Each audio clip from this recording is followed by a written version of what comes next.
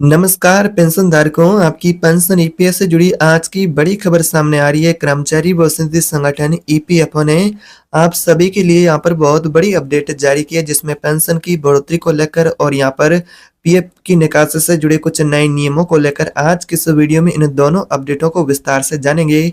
EPF ने अक्टूबर से कौन से दो बहुत बड़े महत्वपूर्ण फैसले लिए हैं जिससे करोड़ों कर्मचारी और पेंशन भोगियों की जिंदगी बदल सकती हैं। तो आखिर ये कौन से महत्वपूर्ण फैसले हैं? क्या वाकई में पेंशन धारक के ईपीएस के उनको पेंशन की बढ़ोतरी का फायदा मिलेगा? तो पहला फैसला, ईपीएस पेंशन बढ़ोतरी पर जो विचार काफी लंबे समय से हो रहा है, यानी 1000 से पेंशन बढ़ाकर 7500 प्लस डीए मेडिकल के प्रस्ताव से जुड़ी भी अपडेट आ रही है। साथ ही दूसरा फैसला जो कि पीएफ निकासी के नियमों में ऐतिहासिक बदलाव, अब पैसा निकालना पेंशन का होगा पहले से भी आसान और तेज। तो वाकई में क्या अपडेट होने वाले हैं? तो इन दोनों अपडेटों से नौकरी पेशा और पेंशन भोगी उनके चेहरों पर एक बार फिर से मुस्कान लौट आइए। आइए जानते हैं इन खबर को विस्तार से। उससे पहले एक आपसे छोटी सी गुजारिश रहेगी कि चैनल पर पहली बार है तो सब्सक्राइब कर दीजिएगा। ईपीएस पेंशन बढ़ोतरी की बड़ी खबर है, जिसमें ईपीएस पेंशनर्स के लिए जो 1000 की न्यूनतम पेंशन है जो 2014 से मिलती है, जिसे बढ़ाने को लेकर पेंशन भोगी पिछले 10 सालों से मांग करते आ रही है। एनएससी और पेंशनर्स लंबे समय से मांग कर रहे हैं कि पेंशन 7500 प्लस डीए और मेडिकल लागू किया जाए। तो ऐसे में आपकी पेंशन के इस महत्वपूर्ण मुद्दे को लेकर ईपीएफओ बोर्ड की बैठक होने जा रही है। बैठक से पहले भी कुछ संकेत मिले हैं जिसमें आपका पेंशन बढ़ाया जा सकता है, ऐसे संकेत आ रहे हैं। श्रम मंत्रालय ने भी संकेत दिया है कि अक्टूबर की कैबिनेट बैठक में इस पर निर्णय लिया जा सकता है, यानी कि जो ईपीएफओ बोर्ड यानी कि सीबीटी की बैठक होने जा रही है अक्टूबर की 10 और 11 तारीख को।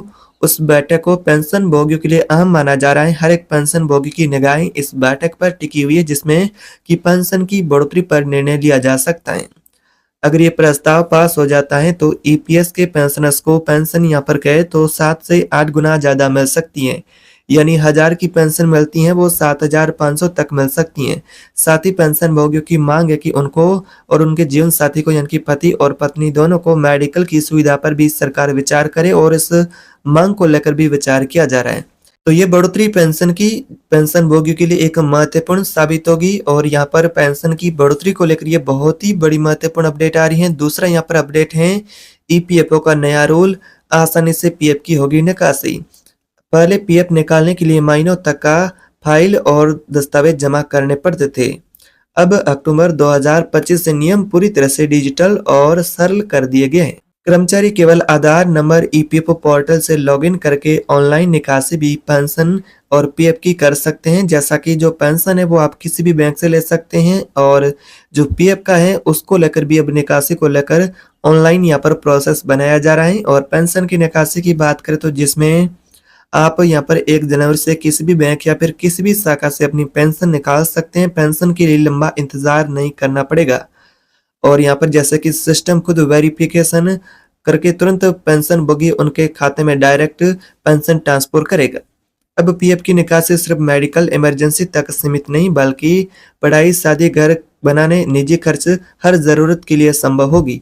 यानी कि आप डिजिटल तरीके से इसकी निकासी भी कर सकते हैं। किसी भी अपने काम के लिए कोई जरूरी काम है, उस काम के लिए आप निकासी कर सकते हैं। इससे कर्मचारियों को आत्मनिर्भरता और समय पर वित्तीय सुरक्षा मिलेगी, वो अपना काम समय पर कर पाएंगे। इससे पेंशनर्स को बहुत ही यानी कि महत्वपूर्ण राहत मिलेगी, और ये पेंशन भोगियों के लिए महत्वपूर्ण है।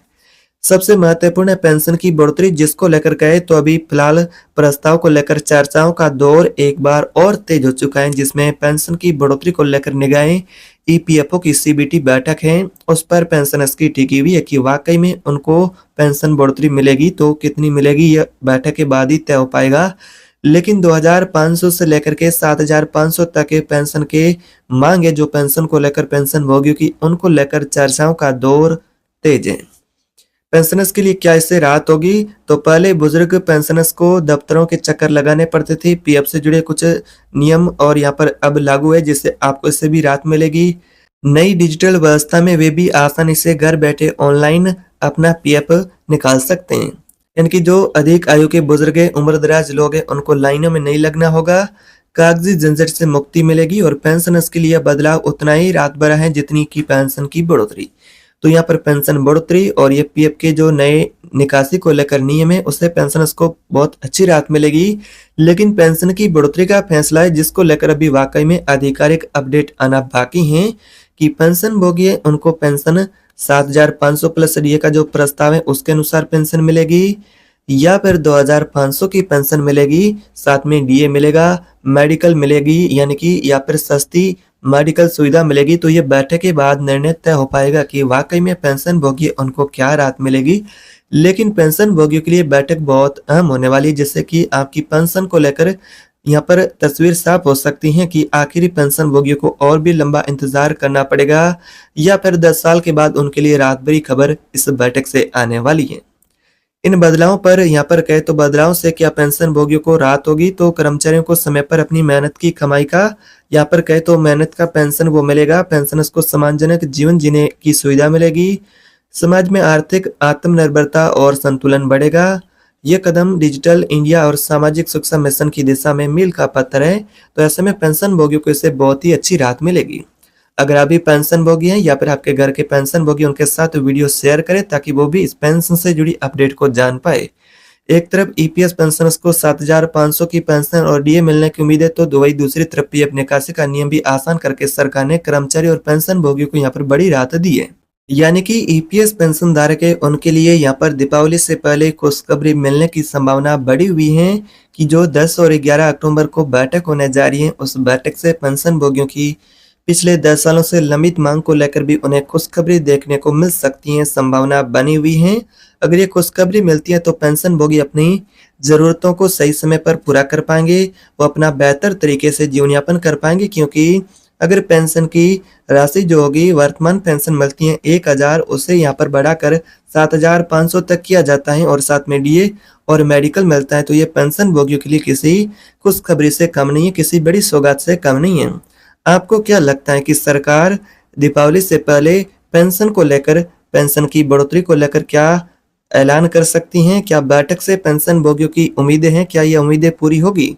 यानी कि दीपावली से पहले ये एक बहुत ही बड़ी आपके लिए खुशखबरी मिलने वाली है अक्टूबर की बैठक से। तो ये अक्टूबर की बैठक आपके लिए महत्वपूर्ण है।